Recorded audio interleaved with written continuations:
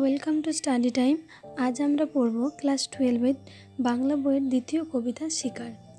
জীবনানন্দ দাশের লেখা এই শিকার কবিতাটি আমরা লাইন ধরে ধরে শব্দার্থ সহ একটা মনোজ্ঞ আলোচনা পরিবেশন করব।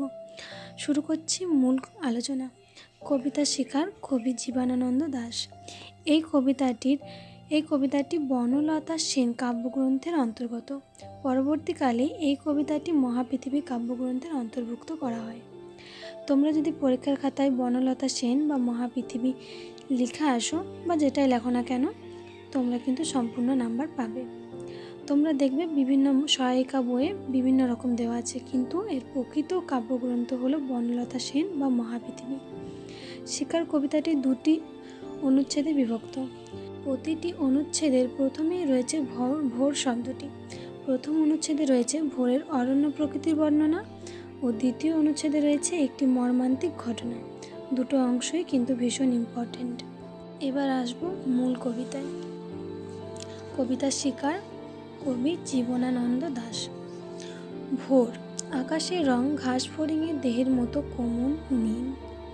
কবি বলছে আকাশের রং ঘাস ফড়িংয়ের দেহের মতো। ঘাস ফড়িংয়ের দেহ কিন্তু পুরোটা সবুজ নয়, পেটের দিকে একটা আকাশি আভা থাকে। সেই ঘাস ফড়িংয়ের সঙ্গে তুলনা করেছে আকাশের রঙকে। চারিদিকে পেয়ারা ও নোনার গাছ টিয়ার পালকের মতো সবুজ। কবি কি বলছেন? চারিদিকে গাছ গাছালিতে ভরা, মানে একটা জঙ্গল বা বন বলতে পারো বা বাগান। কিন্তু সেখানে কি গাছ রয়েছে? পেয়ারা গাছ ও নোনা গাছ। টিয়ার পালকের মতো সবুজ, টিয়া পাখির রঙের সঙ্গে গাছ দুটোর তুলনা করা হয়েছে। একটি তারা এখনও আকাশে রয়েছে। কবি এই তারা থেকে দুটো উপমান দ্বারা আমাদের কাছে তুলে ধরেছেন, মানে দুটো তুলনা দিয়েছেন। তুলনাগুলো কি? দুটো তুলনা দেখিনি।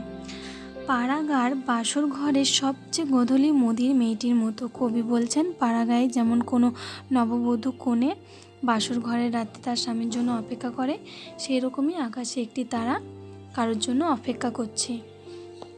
কিংবা মিশরের মানুষই তার বুকের থেকে যে মুক্তা আমার নীল মদের গ্লাসে রেখেছিল হাজার হাজার বছর আগে এক রাতে, তেমনি একটি তারা আকাশে জ্বলছে এখনও।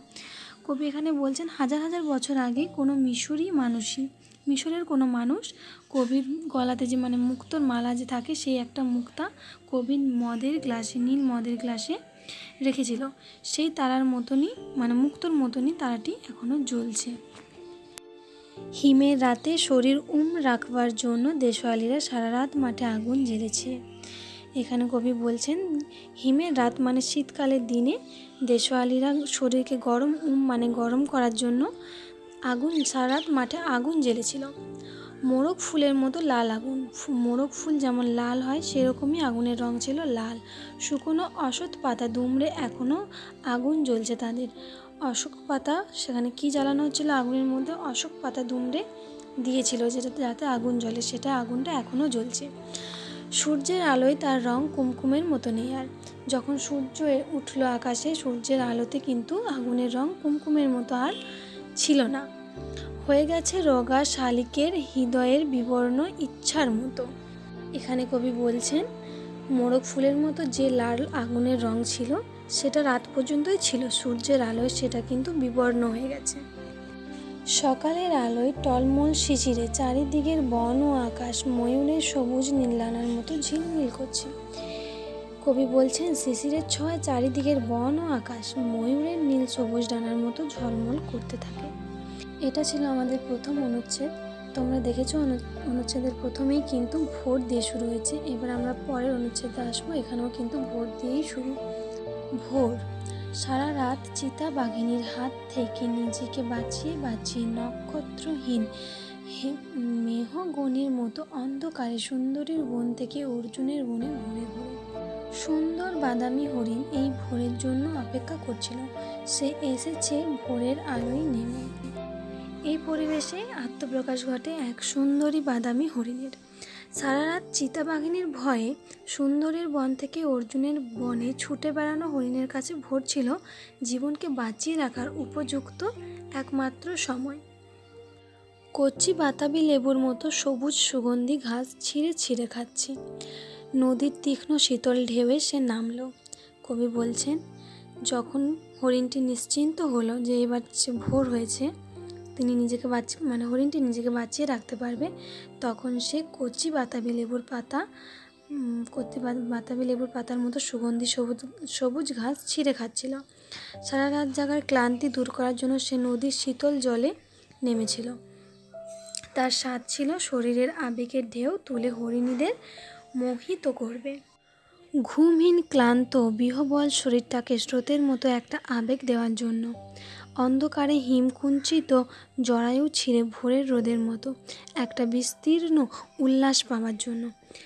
এখানে হরিণটি তার ঘুমহীন শরীরটিকে আনন্দ দেওয়ার জন্য স্রোতের ঢেউয়ে নিজের আবেগকে প্রকাশ করতে চেয়েছে এবং অন্ধকারে হিমকুঞ্চিত জরায়ু ছিঁড়ে ভোরের রোদের মতো একটি বিস্তীর্ণ উল্লাস পাওয়ার জন্য। মানে কচি পাতা ছিঁড়ে খাওয়ার যে আনন্দ, সেটা তিনি আনন্দ পাওয়ার জন্য ওই কচি পাতা ছিঁড়ে খাচ্ছিল। এই নীল আকাশের নিচে সূর্যের সোনার বর্ষার মতো জেগে ওঠে, সাহসে স্বাদে সৌন্দর্যে হরিণীর পর হরিণকে চমক লাগিয়ে দেওয়ার জন্য। নীল আকাশের নিচে সূর্যের সোনার বর্ষার মতো জেগে ওঠে। এখানে সোনার বর্ষার মতো বলতে সূর্যের যে রোদ, যে তাপ, তাকে সোনার বর্ষার মতো বলেছে। সাহসের স্বাদে সৌন্দর্যে হরিণীর পর হরিণকে চমক লাগিয়ে দেওয়ার জন্য। এখানে হরিণী হচ্ছে রোদকে, তাপকে, সূর্যের যে আলো, যে সৌন্দর্য, তাকে হরিণীর সঙ্গে তুলনা করা হয়েছে হরিণকে চমক লাগিয়ে দেওয়ার জন্য। একটা অদ্ভুত শব্দ হলো, নদীর জল মচকা ফুলের পাপড়ির মতো লাল। আগুন জ্বলল আবার, উষ্ণ লাল হরিণের মাংস তৈরি হয়ে এলো। যে শব্দটা হলো সেটা ছিল বন্দুকের গুলির। শিকারীর বন্দুকের গুলিতে সমস্ত স্বাদ আহ্লার অবসান ঘটায় হরিণ। নদীর জল মচকা ফুলের মতো হরিণের রক্তে লাল হয়ে যায়। তারপরে আবার আগুন জ্বলে উঠেছিল। কি করার জন্য? না, হরিণের মাংস রান্না করার জন্য আবার আগুন জ্বলল।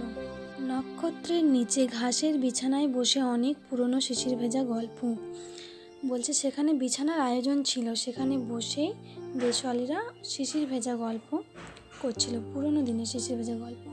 সিগারেটের ধোঁয়া, টেরি কাটা কয়েকটা মানুষের মাথা, এলোমেলো কয়েকটা বন্দুক, হিম স্পন্দন, অপরাধ ঘুম। এখানটা খুব ভালো করে বুঝবে। এখানে কবি বলেছেন সেখানে কিচ্ছু ছিল না, হরিণ শরীর গরম করা বা অথবা তাকে বাঁচিয়ে রাখার কোনো খোঁজ ছিল না, কিন্তু ওখানে ছিল বিছানার আয়োজন। তৈরি হয়ে হরিণের সুস্বাদু মাংস, সিগারেটের ধোঁয়া আর টেরিকাটা কয়েকটা মানুষের মাথা দেখা গিয়েছে। নাগরিকের সভ্যতার বিকৃত বাসনা মেটাতে গিয়ে হরিণটির মৃত্যু হয়েছে।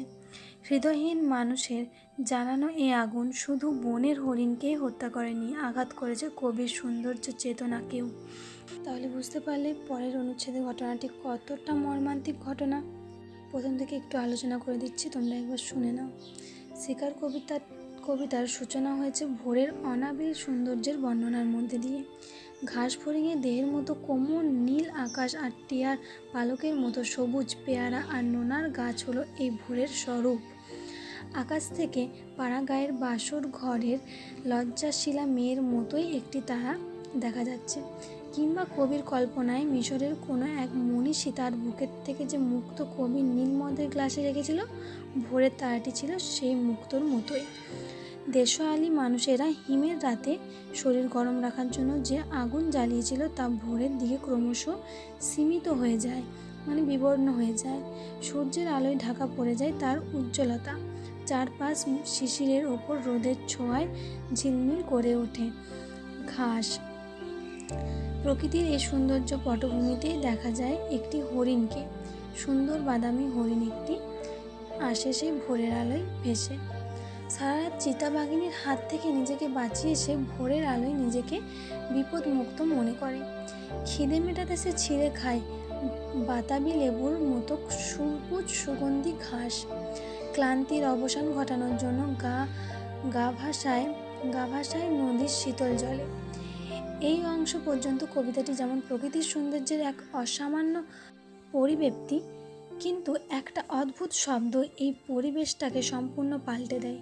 হরিণের রক্তের জল লাল হয়ে ওঠে, একটু পরেই তৈরি হয়ে যায় হরিণের মাংস। এইভাবে হরিণ শিকারের মধ্যে দিয়ে উপসংহার ঘটে কবিতার। বিষয়বস্তুর নাটকীয় রূপান্তরই শুধু নয়, এই শিকার কবিতায় শেষে তুলে ধরা হয় অন্ধ মানব সভ্যতার নিষ্ঠুর দিকটাকেও। যারা শিকার করে তারা শিকারী।